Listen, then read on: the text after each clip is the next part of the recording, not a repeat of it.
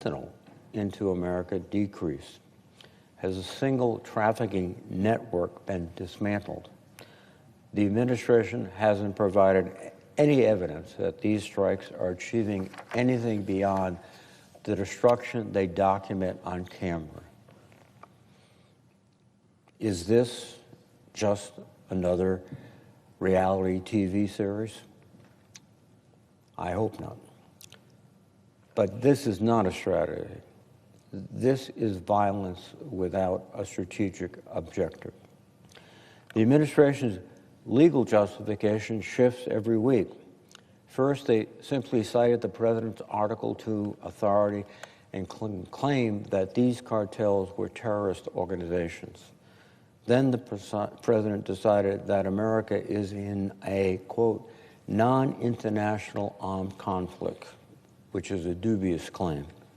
Now, Secretary Hegseth has begun calling these cartels the Al-Qaeda of the Western Hemisphere and declared open season on them.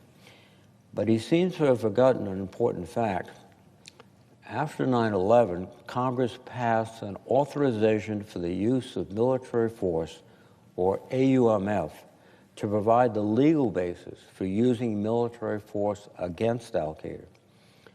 By Secretary Hegseth's own logic, this current operation requires congressional authorization.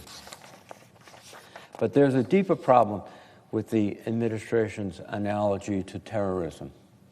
Terrorists pursue political objectives. Cartels pursue profit and power. They're criminals, not ideological combatants waging war against the United States.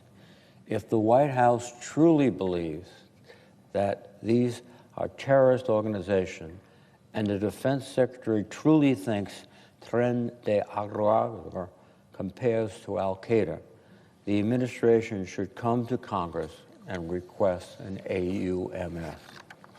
The fact that they haven't is revealing. When the legal justification keeps changing, it means that there is no clear mission to begin with. And here's what troubles me the most. The administration's refusal to explain itself, both to Congress and the American people. It suggests that they know this operation does not hold up to scrutiny. Chairman Wicker and I have sent multiple requests to Secretary Hegseth to submit the basic information Congress is legally entitled to, execute orders, legal justifications, and intelligence underpinning individual strikes. The Pentagon has taken more than 2 months to provide only some of this information and has refused to answer simple questions regarding the very limited information that has been provided to date. And this isn't a partisan complaint. These are statutory requirements that are being ignored and noticed by both sides of the aisle. The United Nations has stated that these strikes, quote, violate international human rights law and find, another quote, no justification in international law. Legal experts across the political spectrum have been nearly unanimous in denouncing these operations as unlawful. Yet the administration's response has been to withhold information rather than provide justification. If this operation serves vital American interests, if it can achieve its stated objectives, and if it is legal under domestic and international law, then why won't the administration defend it before Congress and the American people? The obfuscation suggests they don't have genuine answers. The secrecy suggests they know this doesn't make sense. And now the situation grows more dangerous. The USS Gerald Ford, our largest and newest aircraft carrier, is headed to the Caribbean, bringing additional warships and thousands of sailors and Marines. This is not a limited operation. This is a major military buildup. To what end? The administration will not say. Against what enemy? They won't specify. For how long? They refuse to answer. These operations risk destabilizing the region and provoking direct confrontation with Venezuela. We could be stumbling into another open-ended conflict without purpose or plan. If the administration intends to escalate towards conflict with Venezuela, Congress has a constitutional duty to declare and authorize such action. We cannot sleepwalk into another war through incremental escalation while being kept in the dark. To my Republican colleagues, I know many of you share concerns about endless American wars. I know many of you have questioned open-ended military commitments that lack clear strategic objectives. You have consistently opposed executive overreach by previous presidents in the matter of war. These Southcom operations look like the beginning of exactly that kind of entanglement. And we're being asked to accept it on faith, without information, without debate, without authorization. Which brings me to the matter of constitutional authority. The Constitution is unambiguous. Article 1, Section 8 vests the power to declare war in Congress, not in the executive branch. This was not an oversight by the founders.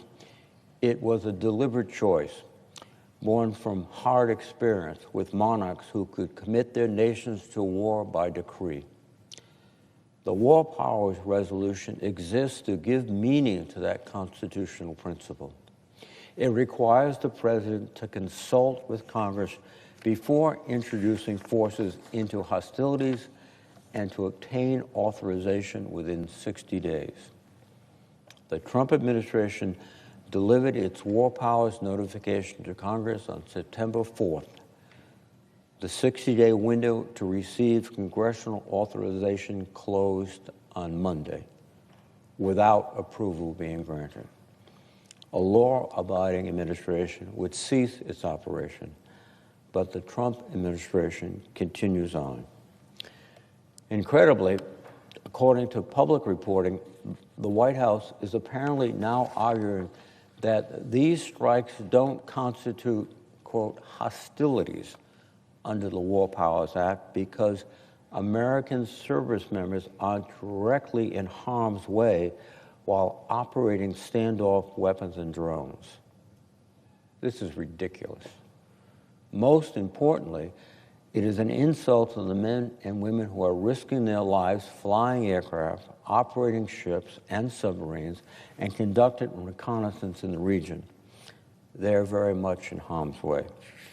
And to say that this operation is so safe that it doesn't qualify as hostilities is embarrassing. And also, it suggests, perhaps, the logic that these really aren't military operations or hostilities.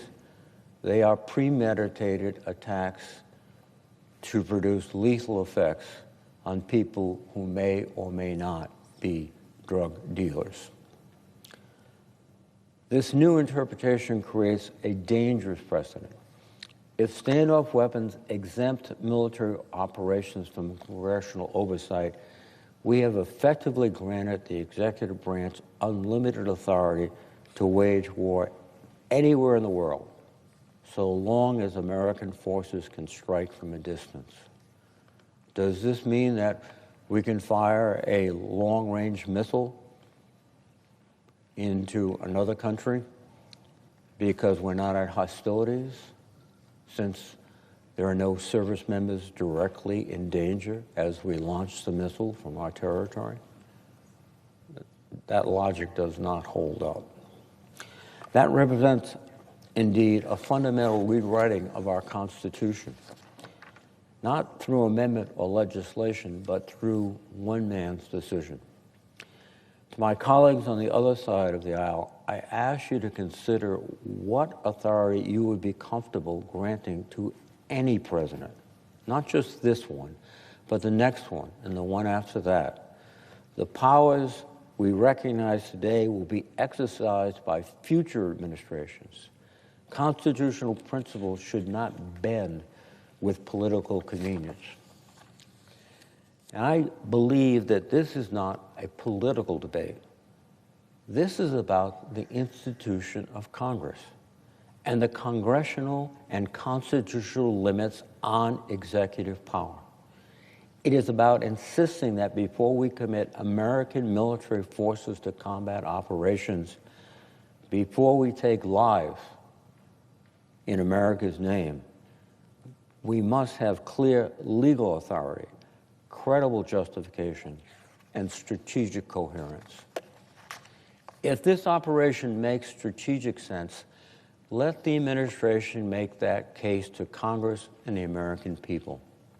Let them provide the legal justification they've withheld. Let them explain the end game. What happens when we win? What does winning mean? What are the limits of this operation? Let them show us how blowing up boats in the Caribbean solves what the president has repeatedly said, the fentanyl crisis in each and every one of our states. They have not done so, and until they do, this operation does not deserve our support. I urge my colleagues to hold the Trump administration accountable. The Constitution requires it, the American people deserve it, and we all have taken an oath to the Constitution, not the President. I yield the floor. Mr. President. Senator from Maryland. Mr. President, I want to start where Senator Reid, the distinguished ranking member of the Armed Services Committee, left off. And that's with the United States Constitution, which should be the North Star for every senator in this body, regardless of party.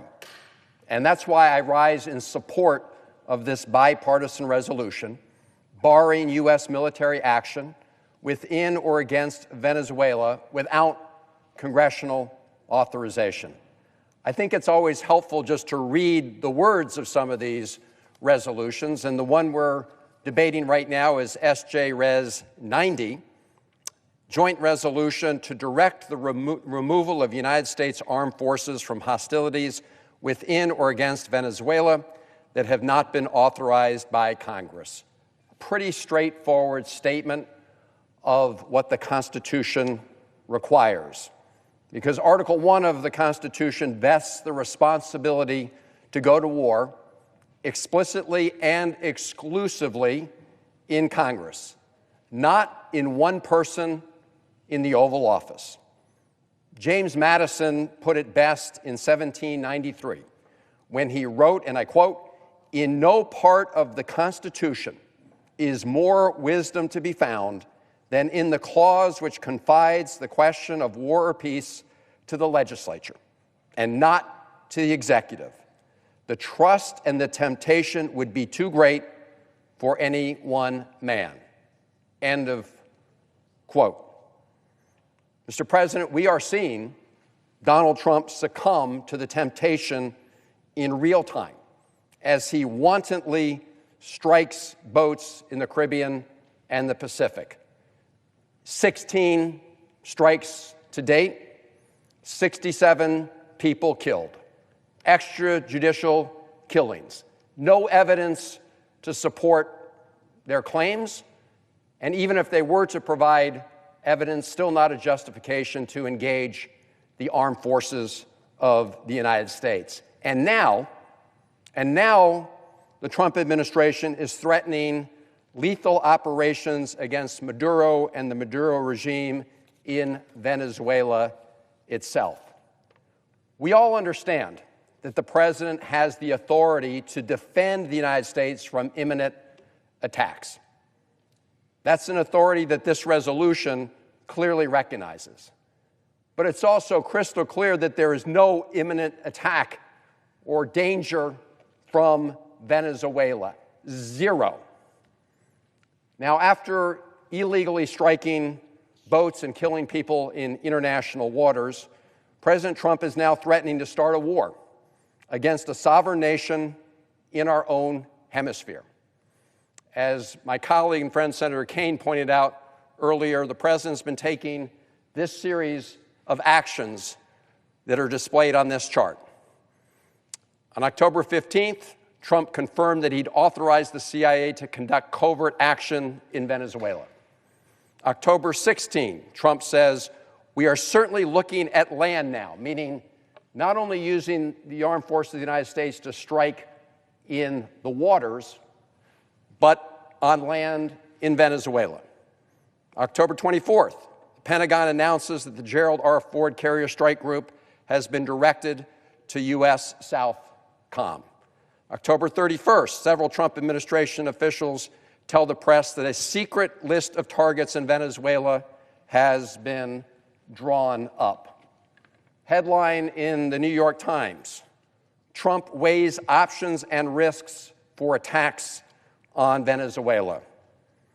Washington Post: Trump beats the war drums for direct action in Venezuela. Mr. President, that is what people are discussing and contemplating as we speak within this administration.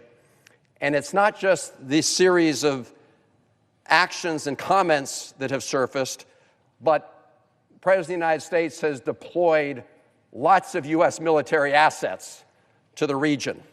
I'm not going to go through all of these, but this is a massive deployment of U.S. naval power off the coast of Venezuela.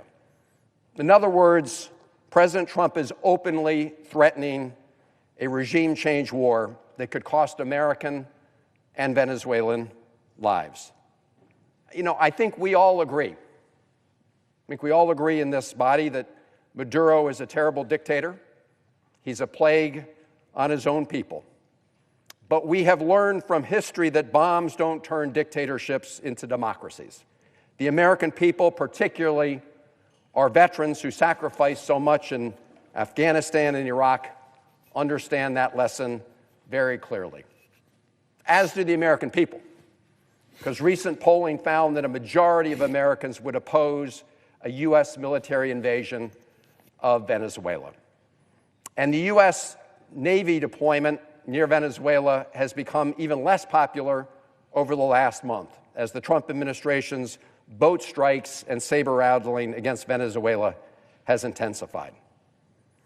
Mr. President, I want to take a moment to contrast this resolution regarding Venezuela with the one we considered recently in the Senate regarding applying the War Powers Resolution to the President's action blowing up boats and people in international waters. And I see my colleague Senator Kaine on the floor, and I want to thank him for bringing both these resolutions before the body.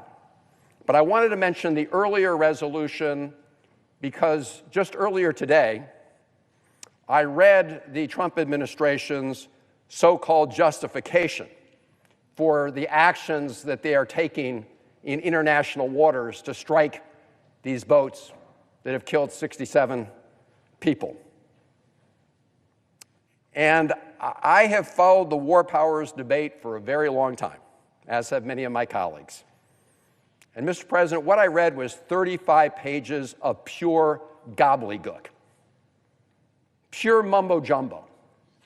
Clearly a lawyer who had to work really hard to justify a decision that had already been made.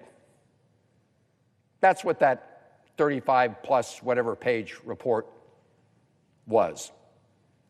And as my colleague Senator Reid talked about, to justify the actions that the President's been taking about going after boats in international waters requires such a strained reading of the war powers set out in the Constitution and subsequently that it would blow up a hole so big that would essentially absorb the Article I requirement that Congress be the one that declare war. So based on my reading of that statement, there's zero justification for what the president's doing with respect to strikes in the Caribbean. I do want to point out, as of my colleagues, that if you're actually serious about preventing drugs from coming to the United States, as we all should be, the way you do it is you interdict those boats, you go up the chain to find the kingpins, and you go after them. I'll tell you what you don't do. You don't submit a budget to the United States Congress that cuts the funding for the Drug Enforcement Agency and cuts funding for the task forces we've developed to go after major organized crime syndicates involved in the drug business. I happen to be the ranking member of the Appropriations Committee that oversees the Justice Department, and all my colleagues have to do is take a look at the requests from the President of the United States when it comes to resources for fighting drugs coming to the United States. They cut them. They cut those resources. So that's not what this is about.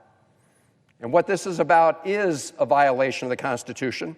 It was just a few months ago that President Trump was asked whether he needs to uphold the Constitution of the United States. I don't know if my colleagues remember what his answer was, but it's right there in the record for all of you to read it. The president said, "I don't know. I don't know."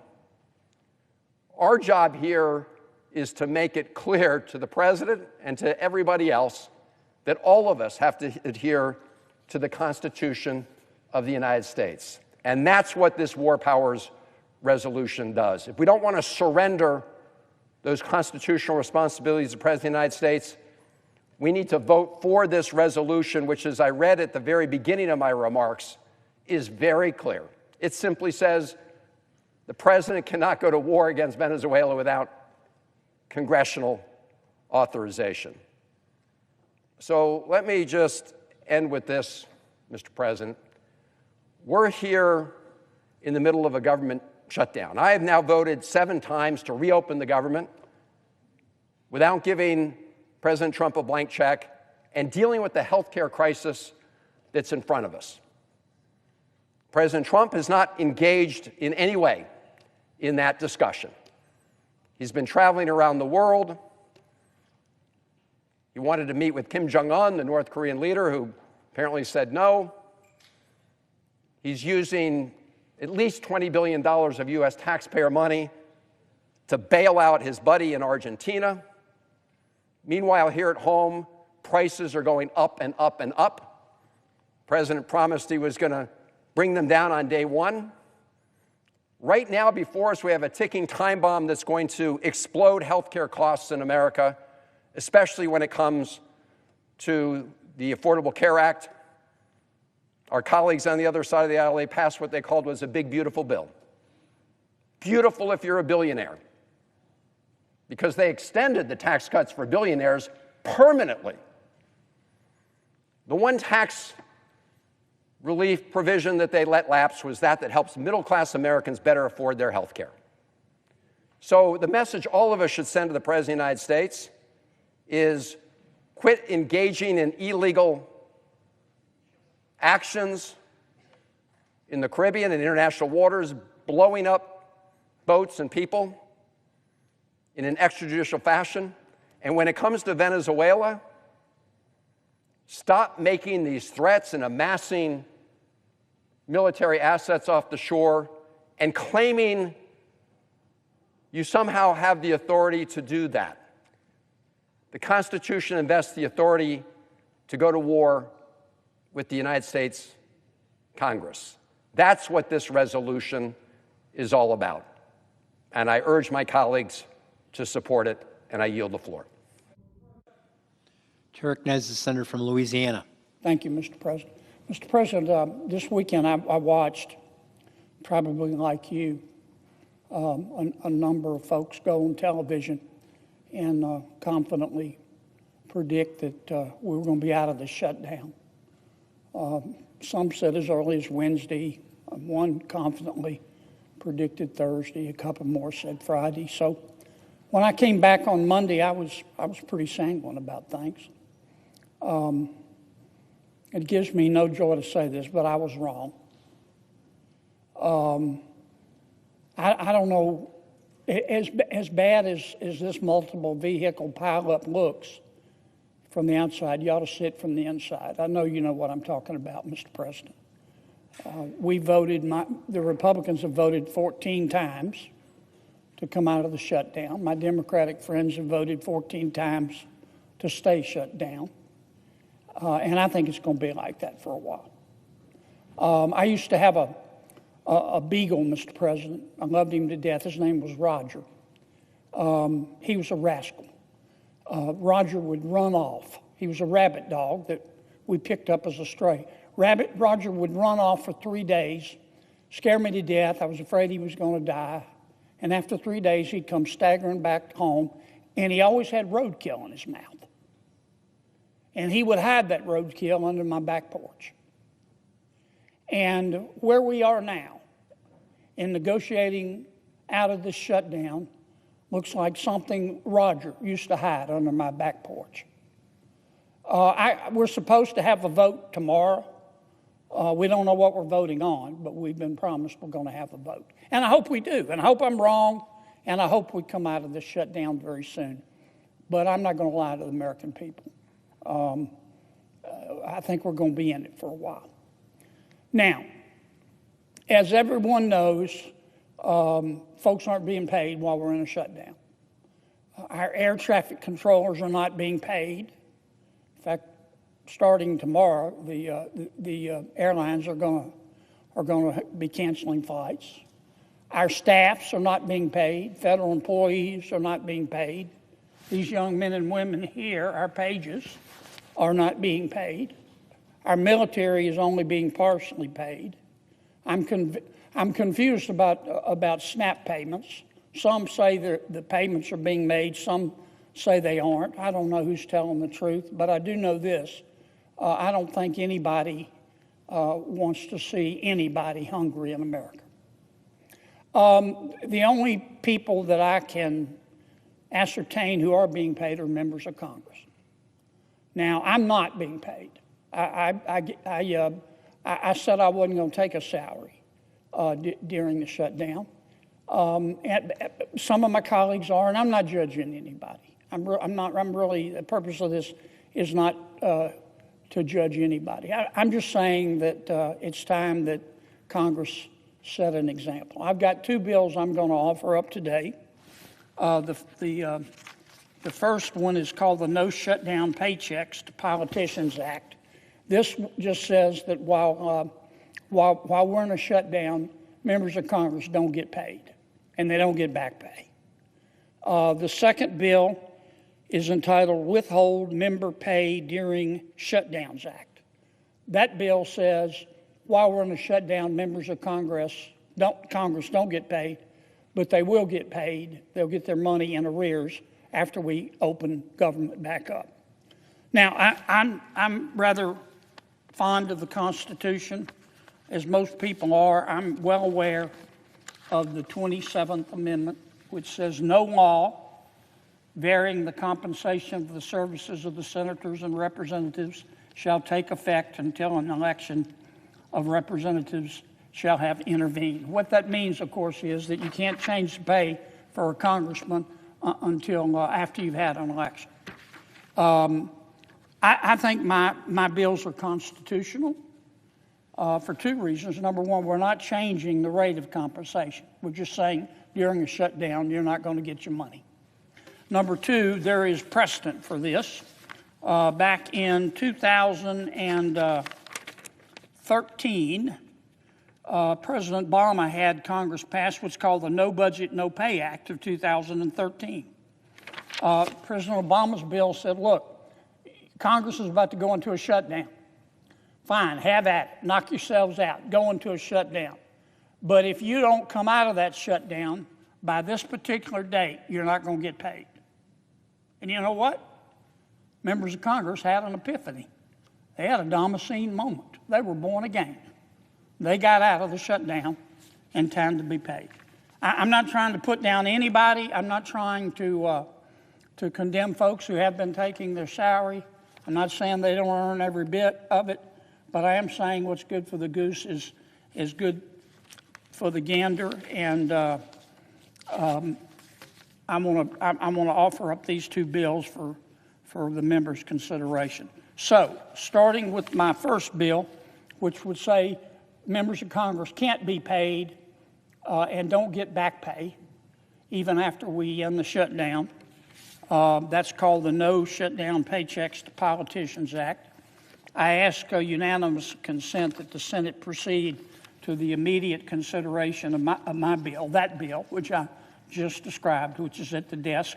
I further ask that the bill be considered read a third time and passed, and that the motion to reconsider be considered made and laid upon the table. Is there an objection? Mr. President, reserving the right to object. I think it's time that instead of closing the government down further, that we begin to open up government.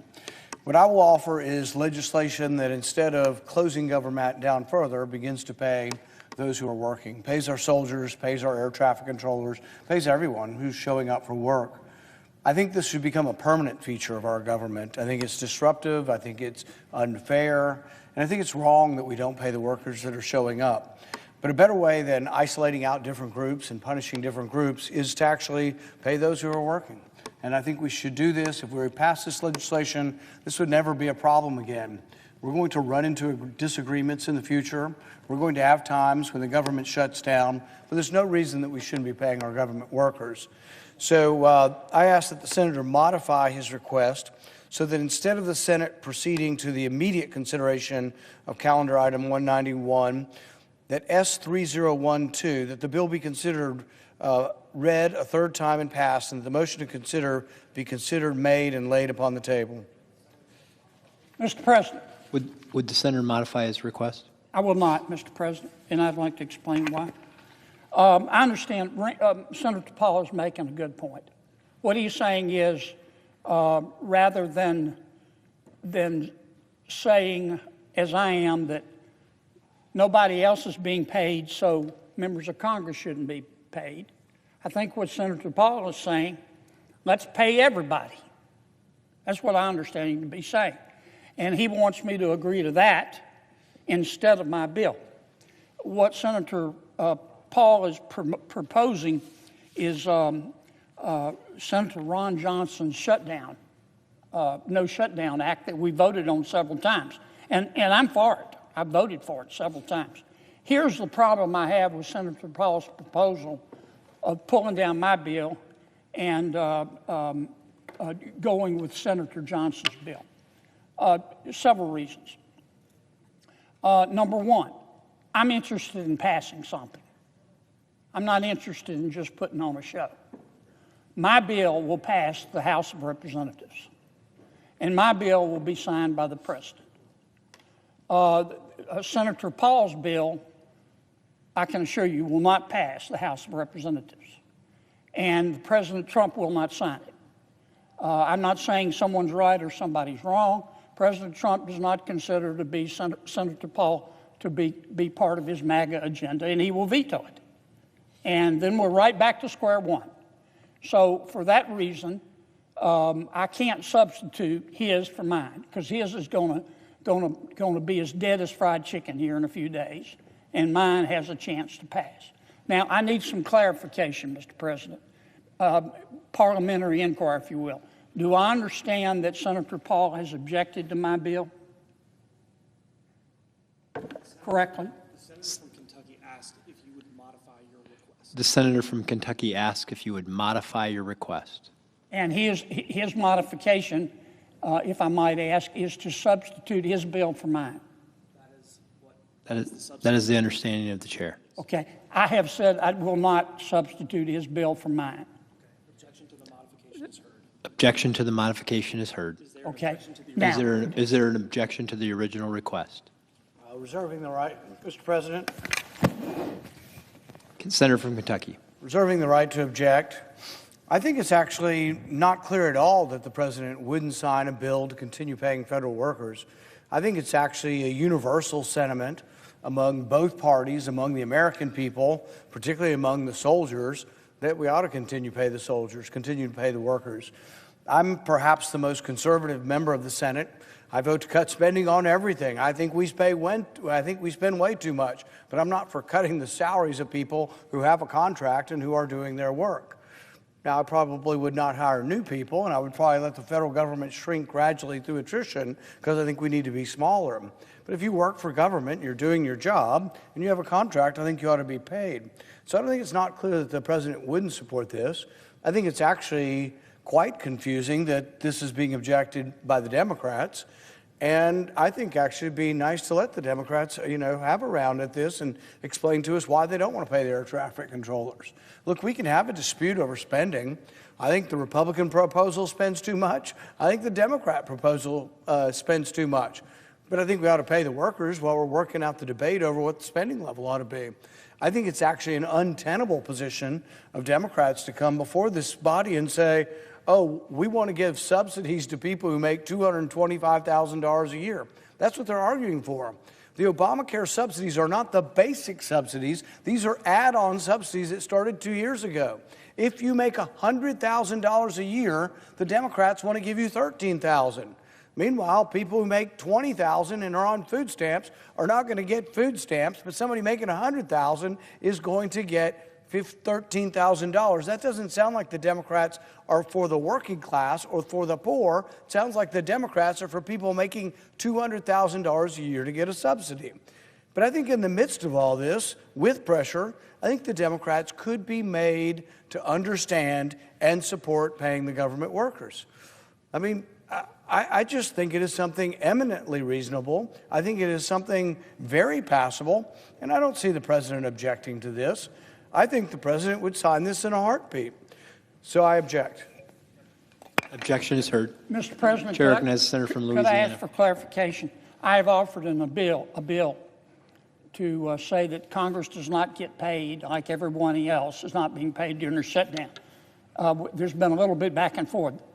As I understand it, Senator Paul has objected to that bill. Is that correct? The senator from Kentucky objected to your unanimous consent request. To my bill to keep, say Congress isn't paid during the shutdown. Is that correct? To the bill you ask unanimous consent to pass, he objected to the unanimous consent. I want to bring up my second bill.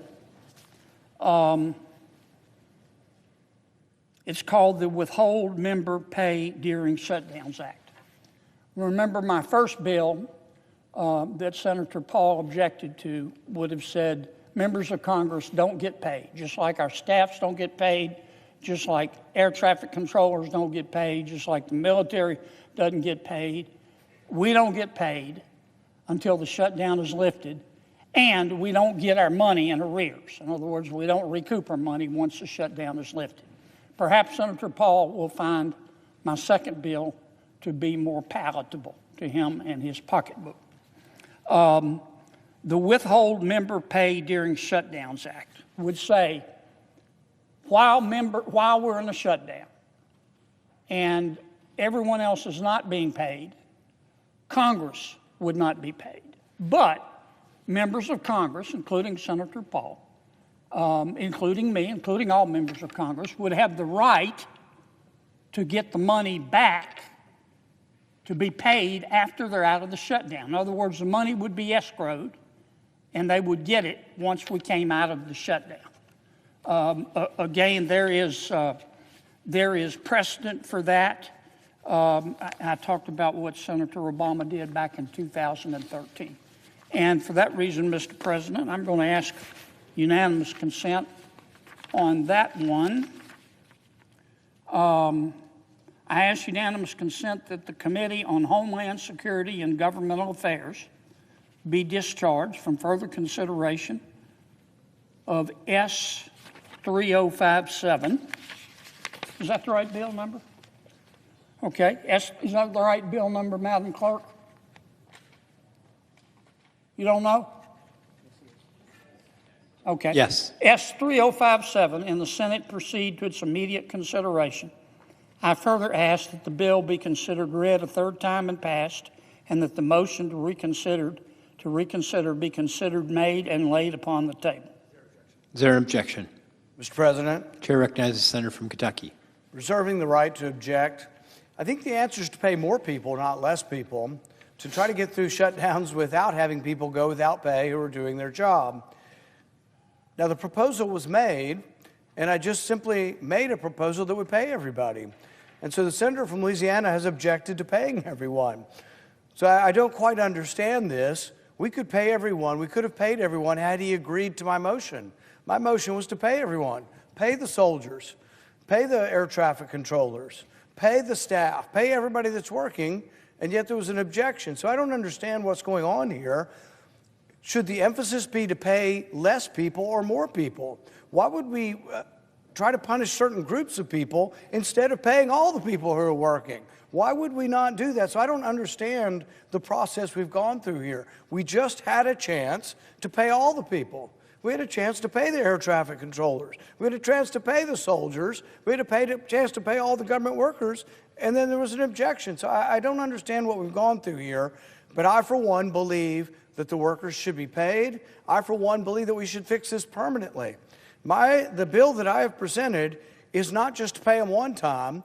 It's to pay all workers all the time who are under contract, who show up for work, whether there's a shutdown or not. It's a permanent payday for those who do their job. That was the fix. It's not a niche bill. It's not to punish one group or the other group. It's to say, if you're working and there's a disagreement on the spending levels, that all workers are paid. I don't understand the objection, and I will continue to support paying all the workers all the time they're at work, whether there's a shutdown or not. I object. Objection is heard. Mr. President. Chair recognizes the senator for Now, Louisiana. a point of clarification. Senator Paul has objected to my bill, or he wants me to modify it? He objected to your bill. Okay. I'm not done yet. Let me see, maybe I wasn't clear. I apologize, Rand, if I wasn't clear. I support Rand's bill. It's actually Ron John's bill, but I support his idea. What I'm saying is if everybody over here isn't being paid, members of Congress shouldn't be paid, okay? What Rand is saying, Senator Paul is saying is, let's pay everybody. And he's absolutely right. I support that. But I want to pass something. I want to pass something, Senator Durbin. We live in the real world. And my bill is more likely to pass the House and more likely to be signed by the President than Senator Paul's bill. I wish that wasn't the case, but it is. I don't think that the House is going to pass Senator Paul's bill. And I don't think it's any secret. I'm not saying he's right or wrong, but President Trump does not consider Senator Paul to be part of the MAGA agenda. He said that. He's tweeted it about a squillion times. Am I wrong, Senator Durbin? I mean, he's tweeted it about a squillion times. And he's going to veto Senator Paul's bill because his name is on it. He's going to knock it to Uranus. He's going to knock it into a new zip code. And then what have Rand and I done? We put on a pretty performance. I want to pass something. Now, I tried to pass my bill preventing members of Congress from being paid. And you can pretty it up all you want to, but Rand objected. And I'm not judging him. I'm not judging anybody who's taking their salary. I'm not taking mine, but I'm not judging anybody. But what's good for the goose is good for the gander. And you either think members of Congress ought to be treated like everybody else, or you don't. You either think that we're more important and smarter and more virtuous than the American people, or you don't. And I think we ought to be treated the same. Now, having said that, I said I agreed with what Senator Paul said. I'm just worried his name on the bill is going to get knocked out of the park. So I'm going to put it in my name. Let's do what, it's not Senator Paul's bill, it's Senator Ron Johnson's bill. And what Ron John's, we call him Ron John, I'm sorry, Senator Ron Johnson from the wonderful state of Wisconsin. What Senator Johnson has proposed, and I voted for repeatedly, says, look, if you're deemed an essential employee right now, you're working, but you're not being paid. Senator Johnson's bill says, we're going to pay you. I voted for that. It also says if you're furloughed, if you're deemed to be non-essential, then you're not working, but you will get paid once we come out of this shutdown. Does that make sense? That's what Senator Ron Johnson has proposed. And as I told my good friend Senator Paul, I agree with him. Senator Paul's name is on that bill.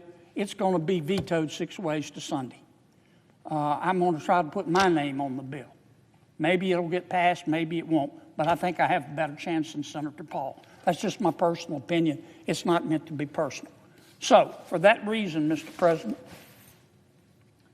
I'll try the third way. It's not my preferred way, but we got to get out of this mess. I ask unanimous consent that the Senate proceed to the immediate consideration of calendar number 191 S302, which, as I've indicated, Mr. President, I think we've got a chance to pass the House with it, and I really don't think President Trump will veto it if I explain to him it's Senator Ron Johnson's bill. And I further ask that the bill be considered read a third time and passed, and that the motion to reconsider be considered made and laid upon the table. Is there an objection? Mr. President. Chair recognizes the senator from Washington. Thank you, Mr. President. Reserving the right to object, let me just say this. We should make sure that every federal worker gets the paycheck that they are owed. And the right way to do that is for Republicans to finally join us and get serious about passing a bipartisan CR so we do reopen the government and prevent health care costs from exploding. Instead, the bill that the senator from Louisiana is asking for unanimous consent for actually lets Donald Trump and Russ Vought decide who they want to pay during a shutdown, and that will allow them to stiff everyone else. President Trump has said he will only pay the people he wants to. He literally said, and I quote, "We're going to take care of our people. There are some people who really don't deserve to be taken care of, and we'll take care of them in a different way," unquote. This bill would actually let Trump do exactly that. Mr. President, we should make sure all of our workers get paid, not just the workers Trump likes. So the best way to do that is for, of course, Republicans to sit down with us as Democrats, work out a solution to reopen the government. If instead you do as the senator from Louisiana suggests here, then at a minimum, it should cover all employees.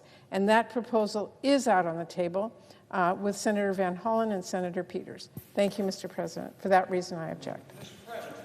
Objection is heard. Chair recognizes the senator from Louisiana.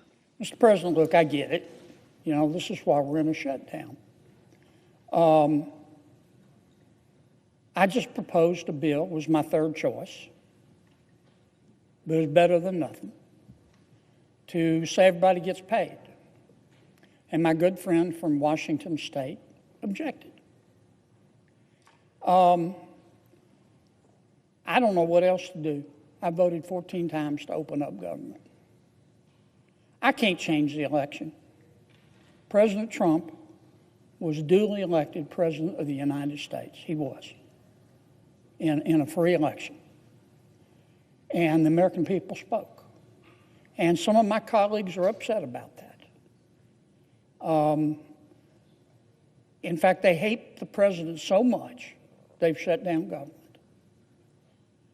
They hate him so much that if President Trump came out in favor of breathing to live, they would hold their breath. It's not rational. And I just don't know what else to do. All I can tell my Democratic friends is, look, reasonable people disagree, and I get it. But you're just being too emotional. You need to go drink a big, old, cold, tall glass of get over it and realize that President Trump is the President of the United States. Don't shut government down because of it. Mr. President, you've been really patient. And even though the parliamentarian tried to get you to dodge my questions, you answered them straight up, and I really appreciate it. With that, I yield. No, I suggest the absence of a quorum. Clerk will call the roll. Ms. Alston-Brooks.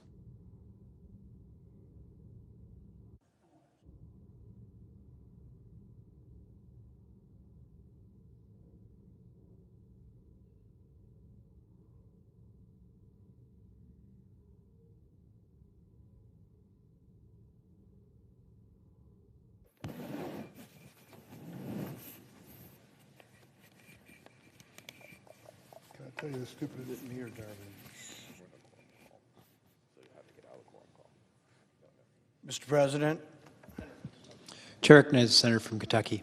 I ask unanimous consent that we vitiate the quorum call. Without objection. For decades, the globalists in Washington have led our country into one disastrous foreign war after another, whether in Afghanistan, Iraq, Libya, Syria, and now potentially Venezuela. The formula is always the same. Proclaim that the regime of the targeted country poses such a threat to the American way of life that the only thing we can do is go to war.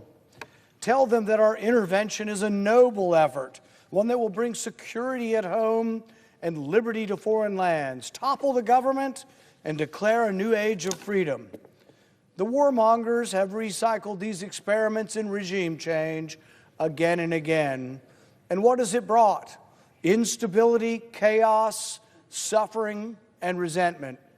It is the height of arrogance to think we can forcibly remove the dictatorship in Venezuela and expect a different result. We should learn from history. Liberty cannot be imposed at the point of a foreign bayonet. The United States maintains the most formidable military in human history. Of course, we have the capability of overthrowing the Maduro regime, just like we had the power to overthrow Saddam Hussein and Muammar Gaddafi. But what comes next? Is anyone thinking about the potential blowback that such a campaign could entail? Overthrowing the Maduro regime risks creating more regional instability, not less. The breakdown of state authority may create a power vacuum that the very drug cartels the administration is ostensibly trying to destroy could exploit. Just as our misguided interventions in the Middle East led to the proliferation of terrorist organizations, this could happen in Venezuela, but this time with the proliferation of organized crime.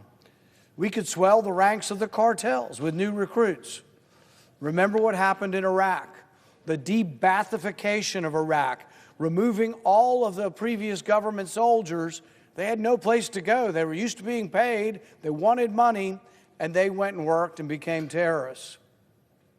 Where do you think the tens of thousands of Venezuelan soldiers and desperate civilians will turn when their livelihood suddenly disappears? It may be the drug cartels. In its hubris, Washington may very well empower the cartels and make the drug problem in our hemisphere worse. Certainly, any war will exacerbate the already precarious humanitarian crisis in Venezuela and lead to mass migration into neighboring countries already struggling under the strain of millions of refugees. And rest assured, many of those who flee the disaster or the war that will come will make their way to the United States. Most consequentially, any military operation comes with the risk that American service members will be killed or wounded. We owe it to our service members to only send them into harm's way when vital American interests are at stake. Who is in charge of Venezuela does not constitute such an interest. We've seen chaos emerge from our misguided wars before. We overthrew Saddam Hussein thinking Iraq will be transformed into this great Jeffersonian democracy. Instead, what occurred was an insurgency that led to some of the most brutal sectarian violence in living memory. Washington's foolish invasion empowered radical jihadists and ultimately led to the rise of ISIS, which posed a much greater threat to Americans than Saddam Hussein ever did. A similar story unfolded in Libya. In 2011, our forces aided the rebels to oust Muammar Gaddafi. The result was a brutal 6-year war that saw the proliferation of jihadist groups and the widespread human rights violations, including the resurgence of slavery. Weapons were spread throughout Africa. Our intervention helped spur mass migration into Europe and contributed to widespread instability across Africa as weapons flowed from Libya into the Sahel and Sub-Sahara, where they continue to fuel conflicts and terrorism to this day. Libya is still highly unstable, and the conflict constantly threatens to reignite. Like Saddam and Gaddafi, Maduro is unmistakably a dictator. He's a bad guy. He suppresses freedom of speech. He controls his people. There's no free voting. He treats people poorly, and that's an understatement. But there are a lot of bad guys in the world. There are a lot of dictators. There's a lot of socialism leading to starvation. It doesn't mean that the United States should carelessly risk its blood and treasure to go and topple every one of them. And as we've seen all too well in recent decades, foreign military interventions often end up making things worse. The road to hell is paved with good intentions. Imagine the anarchy that followed our wars in the Middle East. Do we really want to risk creating similar conditions in our own backyard? With over 10,000 U.S. troops, 8 warships, a Virginia-class submarine, and dozens of F-35s already in the Caribbean, the USS Gerald Ford Strike Group surging towards the region, the stage for folly is set. We are told that only drug dealers are the target of U.S. operations, but the consolidation of the largest U.S. force in the Caribbean in 35 years suggests that regime change may very well be the intended goal. The use of lethal force and our massive military buildup is an invitation to retaliation. Attacked countries often attack back. It is our soldiers in the field of battle, not the senators on this floor, that will bear the brunt of the retaliation. By then, the time for debate will have passed. The Senate will have once again excused itself from the responsibility of governing, and the United States will once again be at war. Those who argue that small boats in the Caribbean are so dangerous that they warrant being blown out of the water must explain why, when some of the individuals happen to survive, they are not detained. The drugs are not scooped up and tested. The survivors are simply sent back to their country of origin.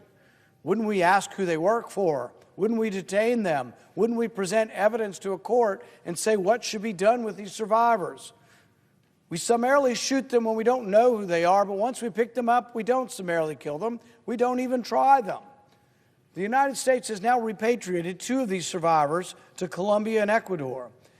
If, as we are told, these groups constitute our threat to our security equal to al-Qaeda, that they are somehow narco-terrorists, then why are we allowing these individuals to go home? The truth is that these arguments are nonsensical. Drug traffickers aren't equivalent to al-Qaeda, and the executive branch does not have the authority to kill at will anyone, anywhere, at any time, for any reason. Repatriating survivors of the strikes suggests that the administration's lawyers are not so confident that their arguments about Article 2 authority will survive legal scrutiny. Or perhaps they're not confident that they can even bring drug convictions in a court. In addition to the strategic malpractice of pursuing regime change in Venezuela, there is also the inconvenient fact that the president simply does not have the authority to unilaterally launch wars.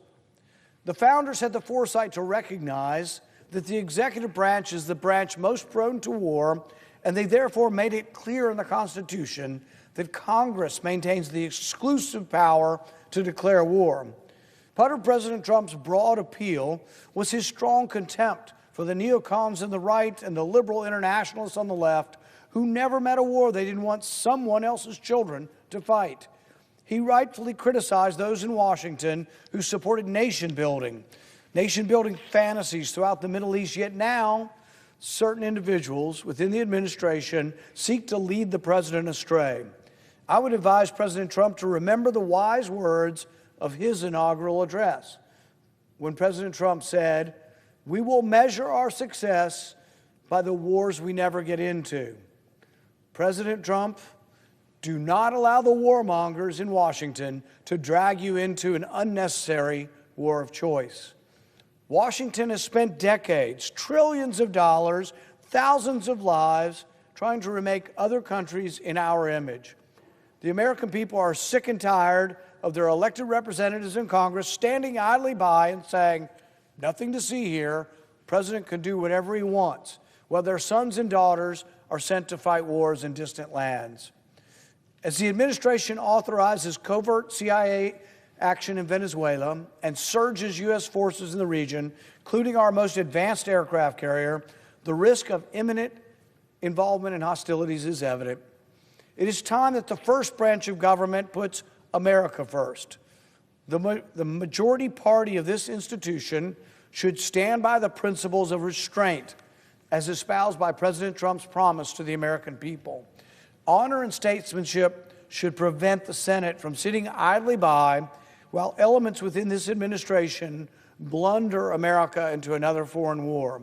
The American soldiers, their families, and the American people deserve a debate and a vote before we send our armed forces into war.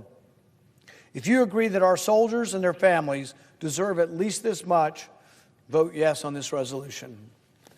Thank you. Mr. President. Chair recognizes the senator from Illinois. Mr. President, I want to thank Senator Kane for Senate Joint Resolution 90 and ask unanimous consent to be added as a co-sponsor. Without objection. We are here debating a central constitutional precept, and I'm glad we are. Throughout my career in the House and Senate, I've tried to be consistent on this issue and respect the Constitution and its wisdom. I'm going to say 6 words I very rarely, if ever, have said in my entire career in Congress. I agree with Senator Rand Paul. I believe what he has said on the floor today is, in fact, the way I feel about what this section of the Constitution means. In one of the previous debates with the War Powers Resolution, War Powers Act being debated on the floor, Senator Kane reminded us of that historic moment when the Founding Fathers decided to write this Constitution, which we've all sworn to uphold and defend.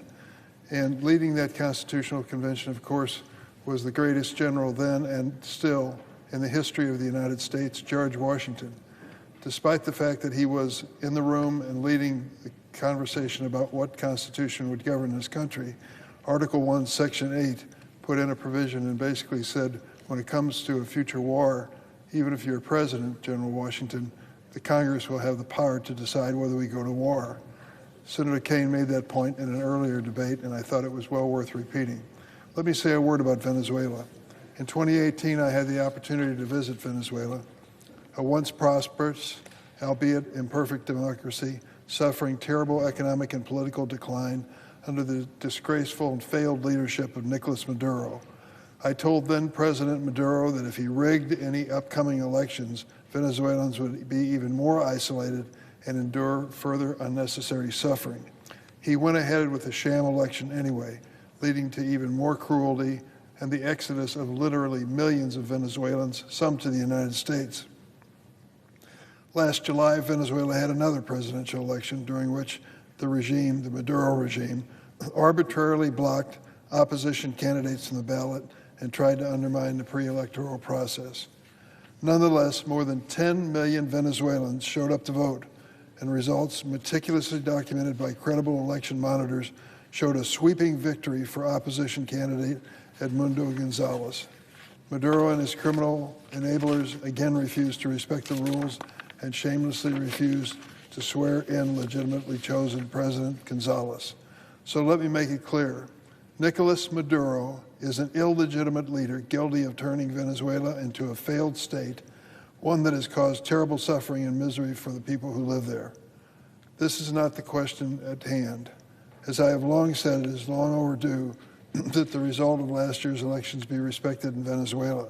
But let me be clear on a position I've also held for a long time, regardless of who's been in the White House. Only Congress under the Constitution has the power to declare war. Article 1, Section 8 is clear on this issue, and for good reason. Only the people's elected representatives should have the awesome power to send our sons and daughters into armed conflict. I remember thinking about this in personal terms during the era of the Vietnam War, when I was a college student, thinking about the fact that there had not been any formal declaration of war in Vietnam, and yet over 40,000 of my brothers and sisters gave their lives in that conflict. Our founding fathers were wise in this regard and well aware of human history, in which kings and unelected leaders sent their people into war for personal gain without any public consent. Congress overwhelmingly reaffirmed this key constitutional provision when it passed the War Powers Act in 1973 over the veto of then-President Richard Nixon. Under the law, the President has the authority to approve military attacks as a response to an imminent threat or with the expressed authorization of Congress. I do not believe these conditions have been met in this situation. We in Congress have already ceded too much of our constitutional authority on appropriations and other key items to the President. This body must not do so regarding matters of war.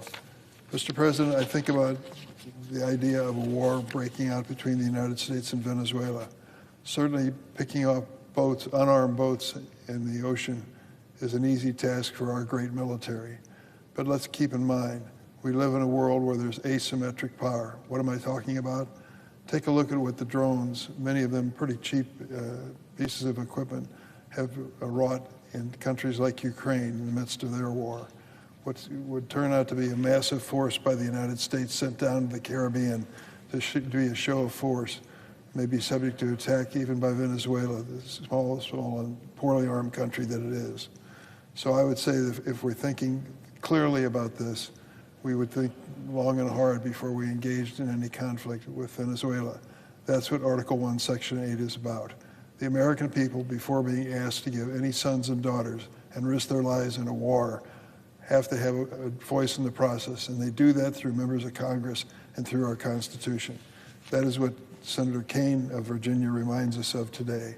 That's why I'll support Senate Joint Resolution 90, and I yield the floor.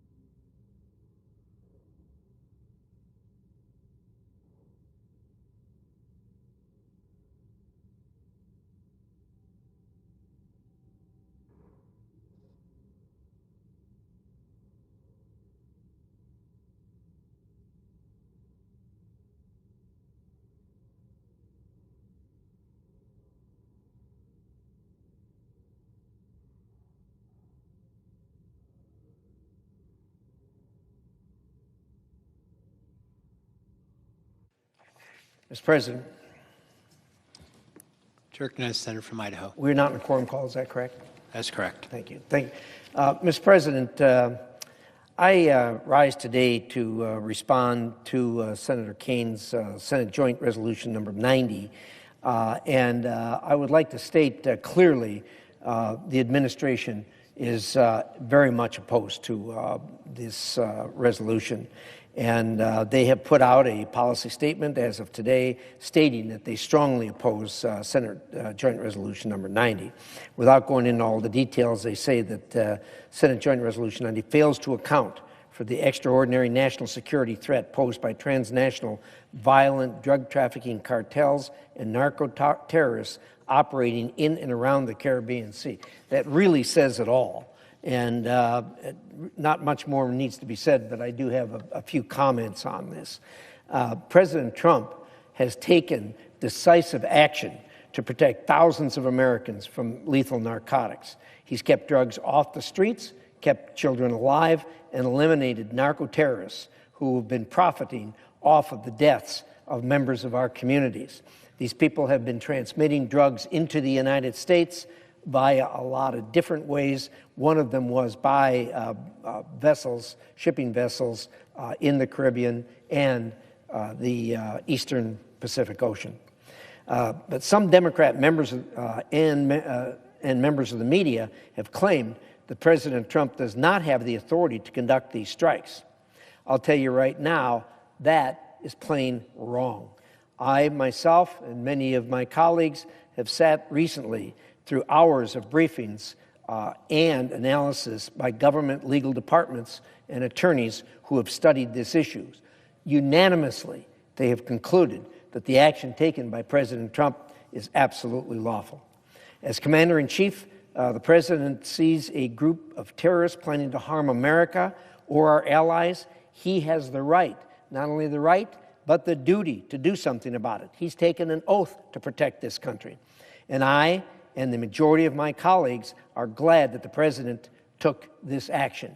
Now, for some reason which I don't understand, the people who oppose the President's action somehow make a differentiation between drugs and explosives.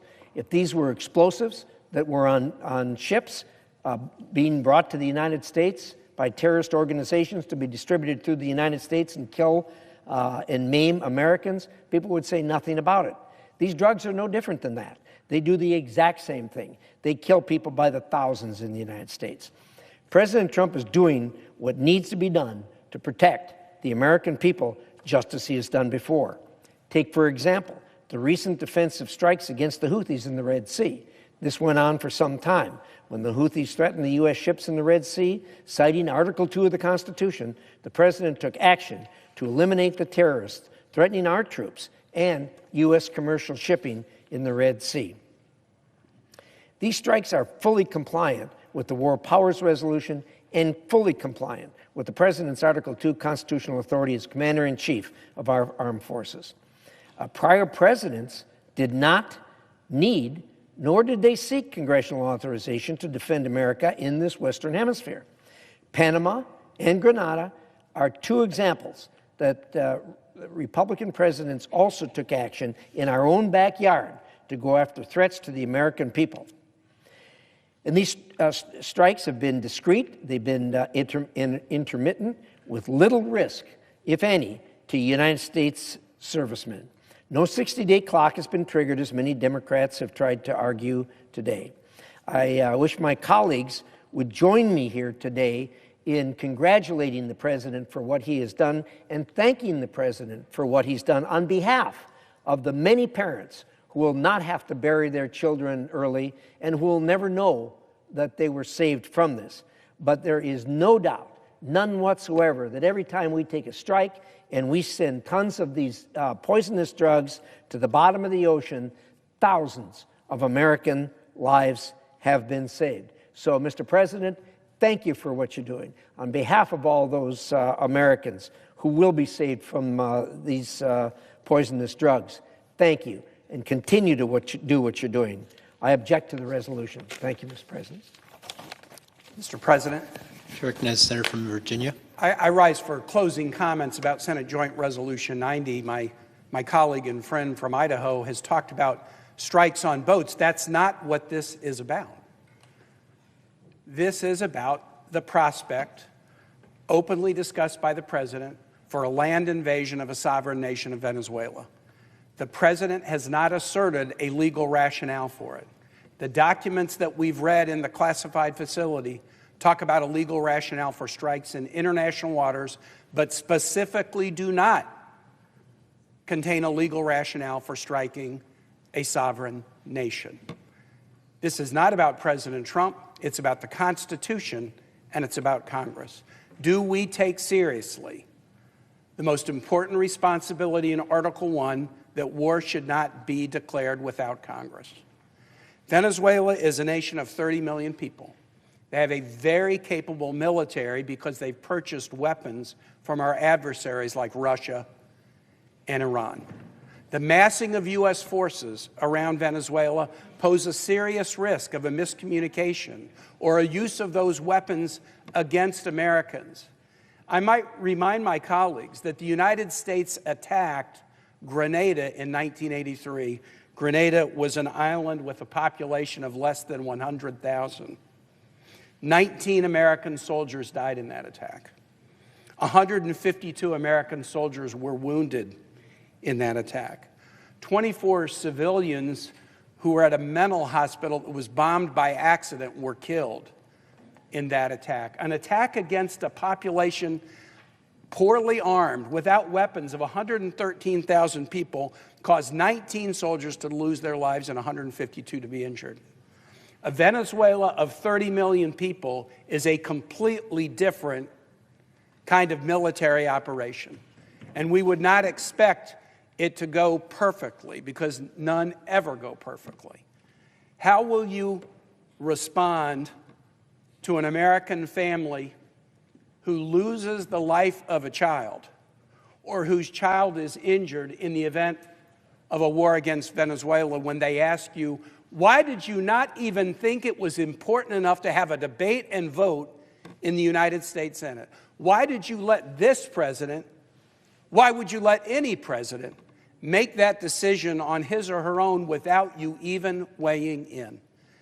I'll close with this, Mr. President. I have stood on this floor and made this same argument when the president is a Democrat. It happened often during President Obama's term. And I made the same argument against unilateral executive war when the president was a Democrat as I am now making when the president is a Republican.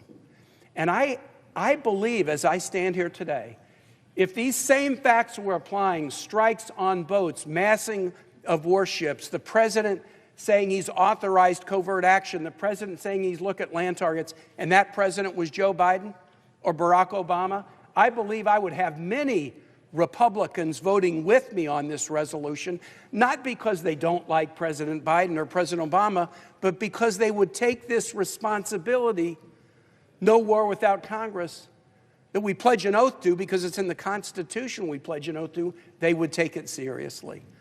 I urge you to take this as seriously as you would take it if the president were a Democrat. It shouldn't matter. We should not be going to war without a vote of Congress. The lives of our troops are at stake. Respect them and their families, and please vote yes on the resolution. I yield back. Chair recognizes the Minority Leader.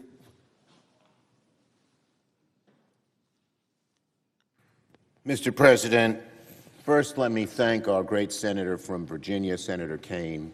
He has been the most vigilant watchdog against over-encroachment of the military. He has been the most vigorous watchdog at making sure Congress's power to make war and engage in acts of war are upheld. There are many presidents, as Senator Kaine pointed out, who try to push the boundaries, but no president has pushed the boundaries more than President Trump. And Americans need Kaine here to do just what he is doing. Thank you, Senator Kaine.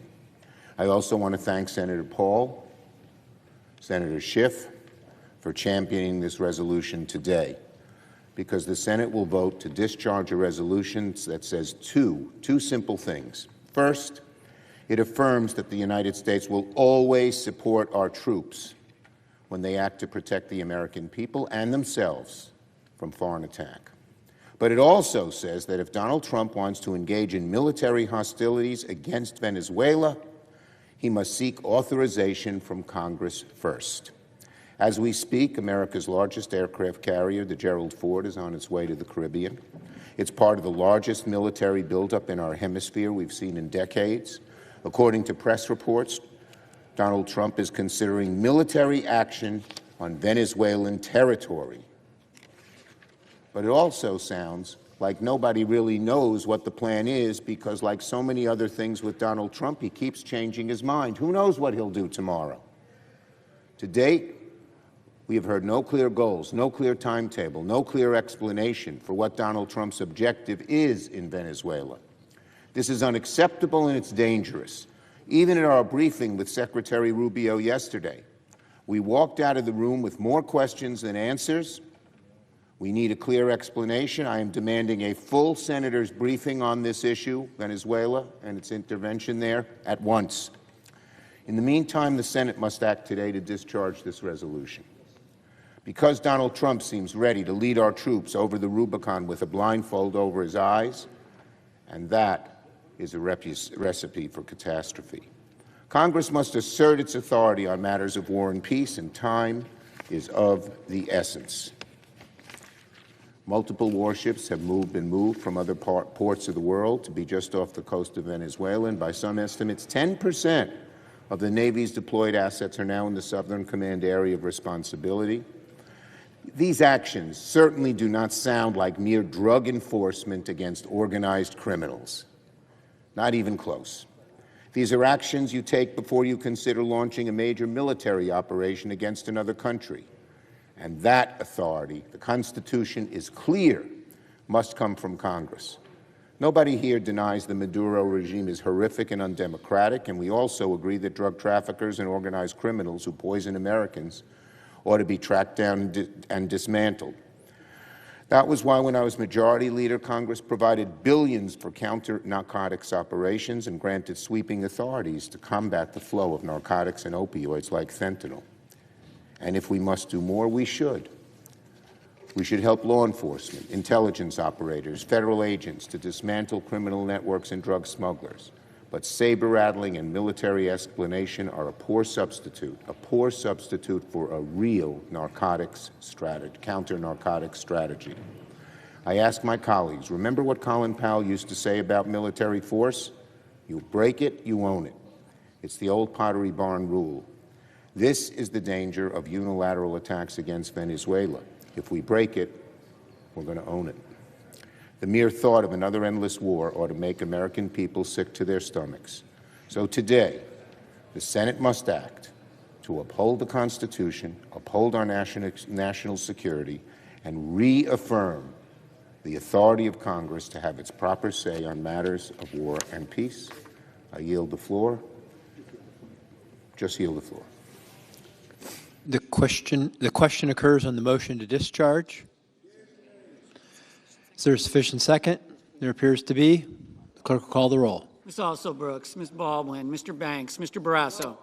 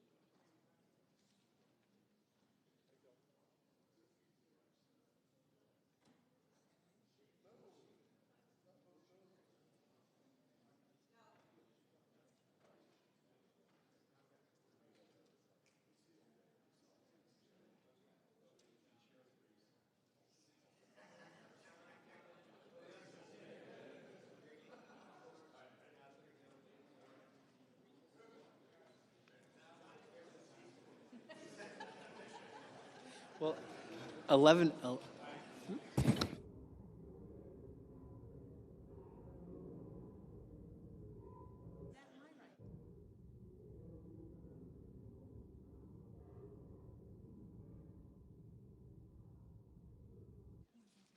Mr. Bennett.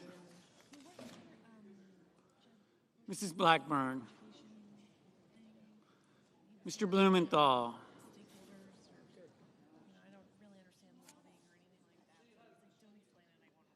Ms. Blunt Rochester. Mr. Booker. Mr. Bozeman. Mrs. Brett.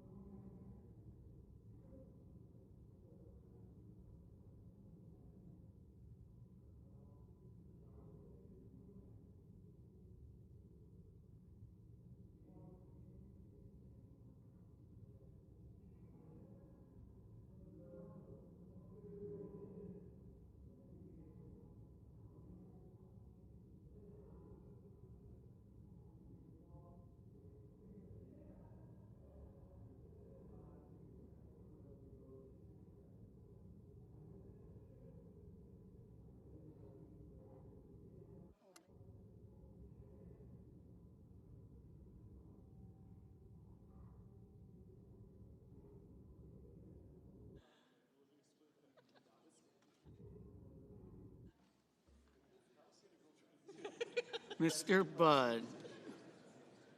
Ms. Cantwell, Mrs. Capito, Mr. Cassidy, Ms. Collins, Mr. Coons, Mr. Cornyn, Ms. Cortez Masto, Mr. Cotton, Mr. Kramer, Mr. Crapo, Mr. Cruz, Mr. Curtis, Mr. Daines, Ms. Duckworth, Mr. Durbin, Ms. Ernst, Mr. Fetterman, Mrs. Fisher, Mr. Gallego, Mrs. Gillibrand, Mr. Graham,